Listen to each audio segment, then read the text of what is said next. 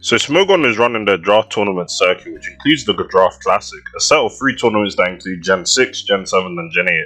I was unfortunately knocked out round 1 of the ORAS draft, and their Gen 8 draft is not yet started, so let us go into how I went 3-0 in the USUM Battle Pools of the USUM Draft Cup. If you're coming into this video not knowing what a Pokemon Draft League is, it is essentially a tournament where players are allocated a certain number of points to buy Pokemon to use. After that, they face other players, being aware of what Pokemon they have, and they have to build the best team possible with the mons they have that can best combat the opponent's Pokemon. In this Gen 7 Smogon Draft tournament, we were given 90 points to draft 8 Pokemon to use. You could also choose 2 of your 8 Pokemon to be the only ones that are able to use Z moves. When going into this tournament, I knew the first one I wanted to draft, Mew. Mew is known to be one of the most versatile Pokemon ever created. This is due to its equal base stat distribution of 100 plus its Titanic move pool. Generation 7 also has a neat little mechanic that Mew benefits from quite well, the power of Z moves. I wanted to use Mew because number 1, it can use a signature Z move, Genesis Supernova, and 2, I haven't been able to draft it in any draft league I've participated in so far, and USUM Mew is probably the best time to do so.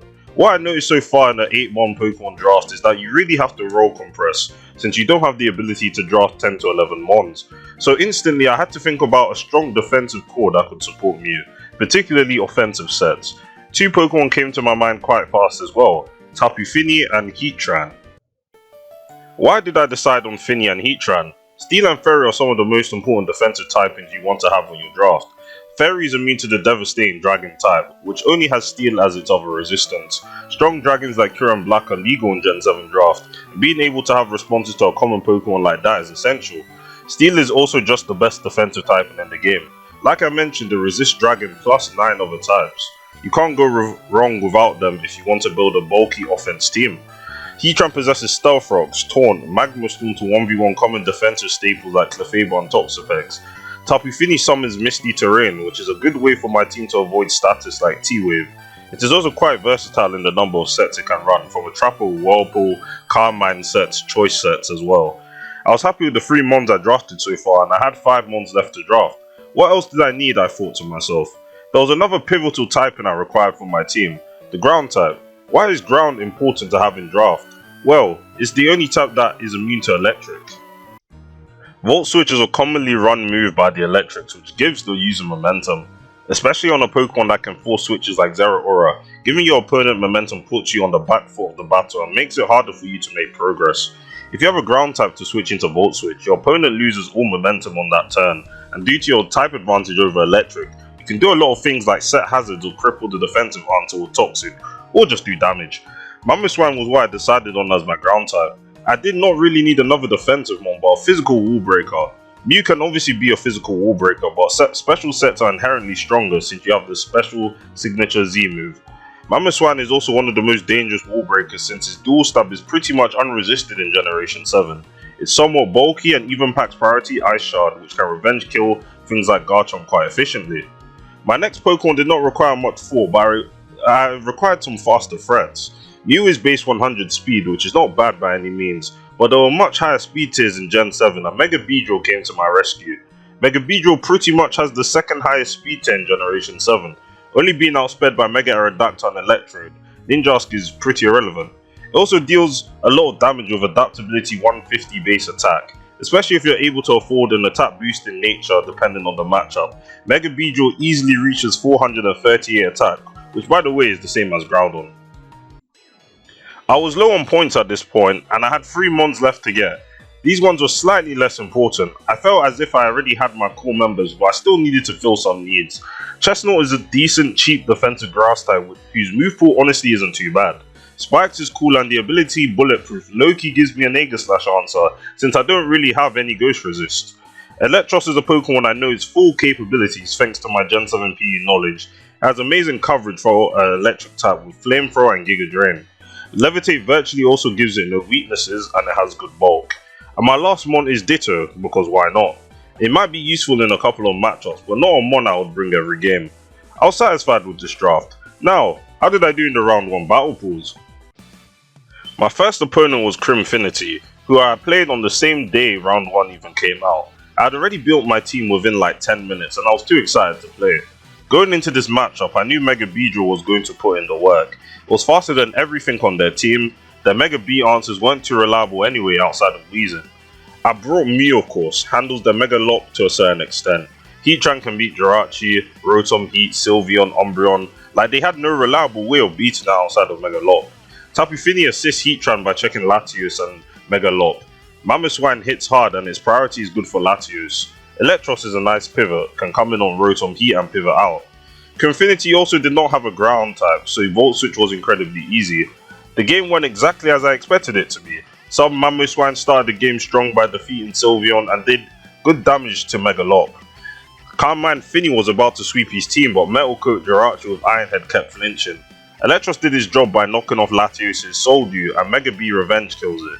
Heatran traps Rotom Heat and beats it with Magma Storm, and after a scary late game with Jirachi, I managed to get the win, starting my record off at 1-0.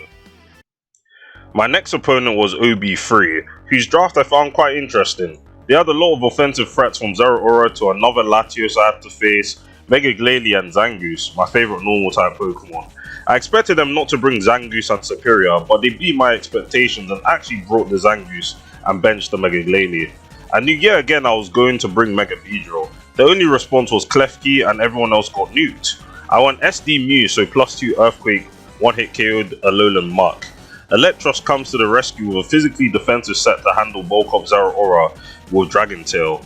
Heatran handles Latios again and attacks Sugar Berry in case they went Hidden Power Ground to beat Heatran. Fini was Scarf and Mamoswine went the sub 3 attack set again, just because it's so threatening behind the sub, and I would easily get the sub on Klefki and the Alolan Muck. Turn 1 starts off so shocking because Klefki kicks Magnet Rise on Mamoswine, which caught me off guard, and I sub, so I don't necessarily lose progress, but now I can't hit Klefki hard. Icicle Crash still did 29%, which was pretty cool actually.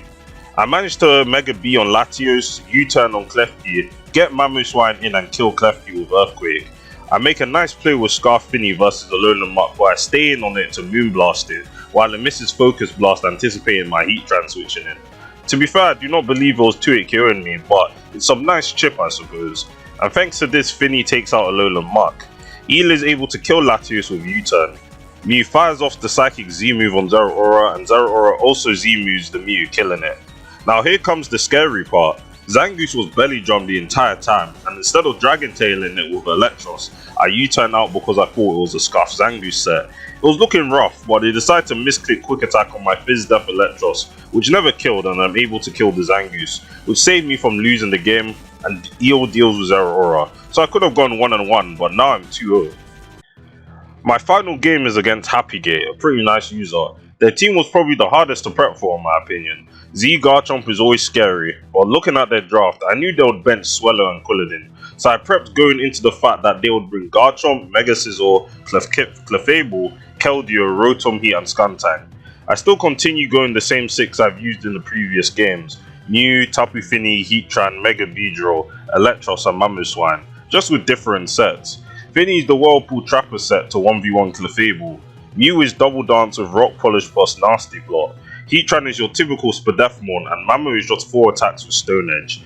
Turn 1 was Eel vs Chomp and I was teching HP Ice for Garchomp, but they swap out of course into Clefable. I'm able to Volt out first and go Heatran, which easily allows me to use Stealth Rocks. They go Rotom Heat on my rocks and I had a feeling Trick was coming out because Rotom Heat has no way of beating Heatran. So I go out into my Z Crystal Mew which did block the Trick, so I anticipated a Scarf Rotom. They go Skuntank on Mew while I double into Mamoswine, and right now the momentum is completely on my side. A couple of turns later I have Heatran on Clef. They go Garchomp on my Taunt and I go Fini as they outrage, which I found confusing seeing how my Fairy was always coming in. It was definitely a slower game, but I always felt as if I had the advantage, as long as I positioned Mamoswine and Mega Beedrill right. Keldeo finds his way in on Mamoswine and Fini has the middle name of Keldeo Counter, but they Swords Dance on the switch. Now Keldeo has 72 base attack, so physical sets are not used compared to special sets, which have a 129 base special attack to work with. Now I'm aware that Keldeo has Poison Jab, which Fini is weak to, and Keldeo is their Z-move mon, so I protect on the Acid Downpour and my Fini does not die to the Z-move, which I was happy that I got the call right on that. My timer was low and I was low-key panicking, so I sack Heatran to the +2 Keldeo so I can get my Mega Beedrill in and revenge kill Keldeo, but they give me Garchomp instead. Now Electros comes in clutches since I was running Acid Spray, a poison type 40 base power move that halves your special defense stat. A pretty niche move all things considered, but a move that can counter Calm Mind Clefable, which Happy Gate brought to the game. And thanks to this, Eel forces out Clef, and I can bolt into Mammoth Swine to click Earthquake. The game pretty much ends with Finny being able to taunt both Clef and Mega Sizzle, stopping them from recovering and winning the game from there. And that is how I went 3-0 in round 1 of the Smogon Draft USUM Cup.